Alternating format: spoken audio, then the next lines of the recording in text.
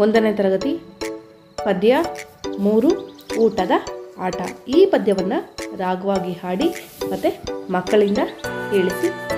1 2 ಬಾಳೆಲೆ ಹರಡು, 1 2 ಬಾಳೆಲೆ ಹರಡು, 3 4 ಅನ್ನ ಹಾಕು, 5 6 ಬೇಳೆ ಸಾರು, 7 8 ಪಲ್ಯಕ್ಕೆ ದಂಟು, 9 10 ಎಲೆ ಮುದರೆತ್ತು, 1 ರಿಂದ 10 ಈಗಿತ್ತು, ಊಟದ ಆಟವು ಮುಗಿದಿತ್ತು.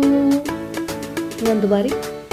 1 2 ಬಾಳೆಲೆ ಹರಡು, 3 4 ಅನ್ನ ಹಾಕು, 5 6 ಬೇಳೆ ಸಾರು, 7 8 ಪಲ್ಯಕ್ಕೆ ದಂಟು, 9 10 ಎಲೆ ಮುದರೆತ್ತು, 1 ರಿಂದ 10 ಹೀಗಿತ್ತು, ಊಟದ ಆಟವು ಮುಗಿದಿತ್ತು.